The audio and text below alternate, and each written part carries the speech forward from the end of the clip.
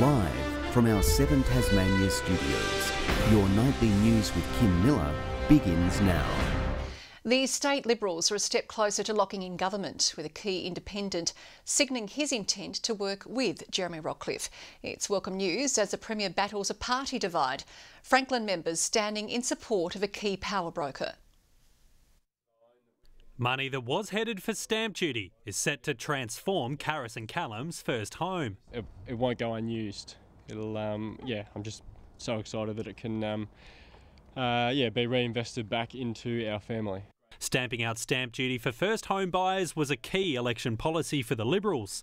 They're backing it to improve housing affordability. But we also recognise that there are people of all ages that may not have owned a home before, and they'll equally be eligible for this policy. But by far and away, that demographic of our community that will benefit from this policy the most are a younger generation. The cut, worth up to around $28,000, will be implemented in coming months and backdated to February as the Liberals get back to governing. Independent David O'Byrne says he's intending to provide supply and confidence, but no deal's been done just yet. I want to be clear that I will not be signing up to any agreement that will limit my ability to stand up for what matters and fight for the better outcomes Tasmanians deserve. Look forward to further discussions with Mr O'Byrne. With mounting criticism of their agreement, the Jackie Lambie network said via statement they're not seeking to destabilise, but instead behave like adults. Internal politics are still plaguing the Liberals, the Franklin branch voting in support of Clarence Mayor Brendan Blomley last night after he was exiled for publicly canvassing an independent state election run.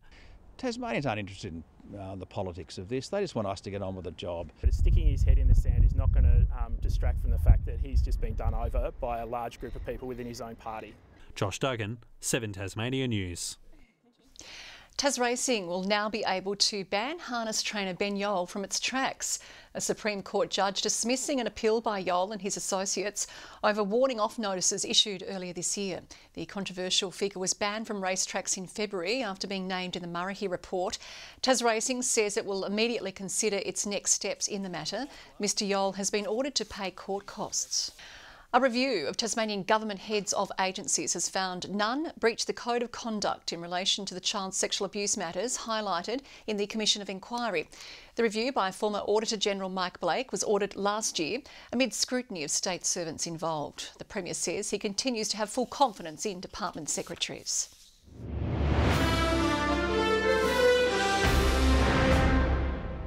Fire roasted deer and wallaby, along with deer milk ice cream, will grace plates at Winterfest.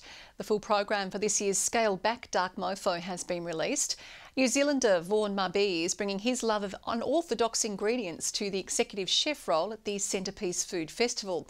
The program also includes more bottoms than ever before at the Nude Solstice Swim, night shift and more. Meander Valley Council has lashed out at what it calls a deplorable act of vandalism at one of its cemeteries. According to the council, multiple grave sites at Deloraine General were targeted. Police are investigating the matter and anyone with information is asked to contact Crime Stoppers. A lack of internet and mobile phone coverage means some Tasmanian farmers are struggling to be able to run their businesses effectively. The view put forward at a national telecommunications review which landed in Tasmania today. It's also looking at whether our communications are adequate in times of emergencies. Determining the adequacy of services in rural and remote parts of the state, an independent committee comprised of erstwhile politicians and public servants undertaking a review into regional communications sat in Longford today. We're all completely aware of just how important it is now for every aspect of people's lives, for some of the most basic transactions to have some digital connectivity. Some of those in attendance spoke of their frustration with mobile phone services, including Liz Springer from Anson's Bay on the East Coast. It's very poor signal, absolutely nearly zero data. Internet stability in outlying communities also a talking point. The National Farmers Federation says those who manage a farm and work from home need a reliable connection. There's black spots in Tasmania, of course, where you can't be driving along, you won't get mobile phone services, or you may not get mobile data.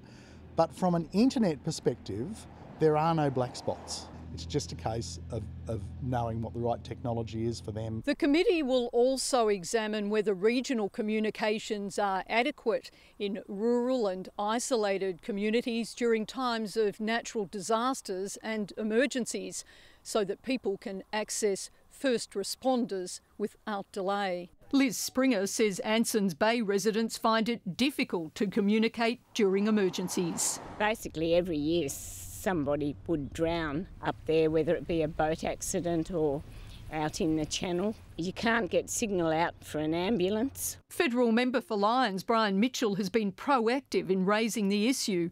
A telecommunications tower will soon be installed. Melinda Ogden, 7 Tasmania News. Students from 30 schools statewide have come together for this year's Southern RecLink AFL 9s final. The program, now in its 3rd year, encourages children from low socio-economic backgrounds to take up football outside of the schoolyard. Because of the need and the want from government schools to participate in sporting opportunities in school time, we're now covering all government schools in the south. It improves the behaviour across all the schools. Like, it's really good to be able to cater for all of that and get them outside. A $500 scholarship is also awarded to help cover the cost of joining their local footy club. Well, Tassie's tourism industry is keenly awaiting the influx of travellers headed our way during the next few weeks. With school holidays kicking off, traders are encouraging everyone to head out and try something new. It's been a bustling few months at Hobart Airport. We've had the busiest first 3 months of the year on record, about 764,000 passengers. That's 10,000 up on our previous busiest year, which was 2019. This year's school holiday period expected to bring droves of eager tourists through the doors. We're seeing up to 10 extra flights a day off the sort of 10 or 30 flights or so we normally get. We're expecting an extra 33,000 passengers over the period. For those on the front line, there's no time to rest. Traders from hospitality to accommodation welcoming the familiar 2-week trend. So they'll be gearing up. They will have been geared up for quite some time now, however, because it's been summer, then into Easter and then school holidays. But, you know, that's what we like to see in the tourism industry. And it's not just planes. Cruise ships continuing to deliver international travellers to Tassie hotspots. But with more families out and about, drivers are urged to take a little extra care on Tasmanian roads, ensuring everyone can enjoy the holidays safely. And my message to Tasmanians is get out and try something new. So there will be a region that you haven't gone to in a little while. Go out and try that, because I can guarantee you that there'll be a new experience or something different to do. Ruby Cairns, 7 Tasmania News. Tasmanian green thumbs are eagerly preparing to show off the best of the season at the Launceston Horticultural Society's annual autumn show. A dry summer hasn't managed to dampen the event, with a dozen local gardening groups banding together to show off their autumn plants and produce, including the return of mammoth vegetables. We've got some amazing pumpkins over there. There's one that's nearly 180 kilograms, a bit hard to get into the show area, but and there's an amazing marrow as well. Doors open at Evandale's Memorial Hall at 2 p.m. tomorrow.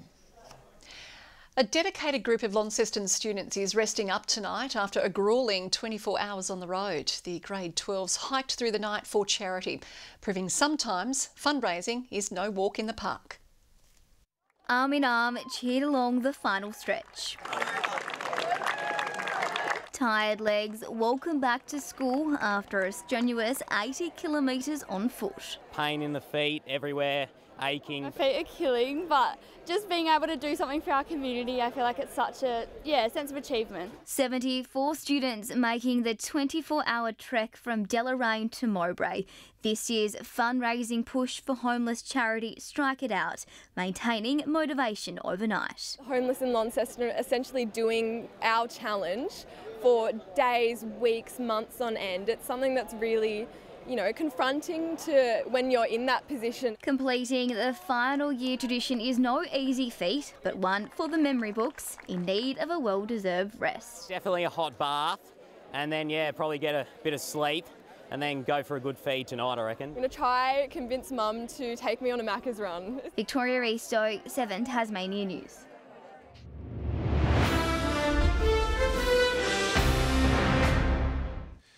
A tough afternoon for Tasmania's under-16 girls at the AFL's Marsh Development Cup. Despite a second quarter fight back, they'd go down to the GWS Academy girls 67-35. They play the Swans on Monday. The NBL free agency period begins next week and rival clubs will be circling like sharks around a number of championship jack jumpers appearing on the free agency list released today. Imports Jordan Crawford and Marcus Lee will be available to be approached by rival clubs from Monday. 10 jackies in total are named as free agents. It's a clash of the giants in the NPL this weekend. South Hobart backing up from their 3-1 win over Launceston United, facing Glenorchy and moving to knock them off the top of the ladder. Both clubs so far are undefeated. We've plagued with injuries pretty early on, having lost a few key players, trying to obviously get people back in that had had injuries just before coming in has been difficult, but I think we're on the right track. In the Women's Super League, Launceston have a chance to change the course of their season with an opportunity to make a serious move up the standings against winless Taroona. Curveballs don't come much bigger than a last-minute change of opponent. Tyler Blizzard laying eyes on Thai boxer Sadet Fidanza for the first time at their weigh-in today ahead of tomorrow's hometown Australian super featherweight title fight. I don't know a single thing about him, and that's the joys of this sport. If it's anything to go off like the other Thais, they just come forward and he will bang, and we won't take much to find each other tomorrow night. Sadet's only had 4 days to prepare for the ANBF title bout, answering the call-up with Blizzard's original opponent Ty Narkle pulling out late on Monday. They headline the card at Launceston's Tail Race Centre tomorrow night. And Tassie sprinter Jacob Despard is the second fastest qualifier in the 100 metres, heading into finals at the Australian Athletics Championships in South Australia. Him and fellow Tasmanians Oliver Elric and Jagger Pybus all qualifying for semis tomorrow night. Good evening. Hobart 21, Launceston 22, Devonport 19 and Burnie 20 degrees today. The overnight minimum temperature range was from -1 degree at Laiweni to 13 degrees at Swan Island. Minimum temperatures were generally 1 to 2 degrees above average.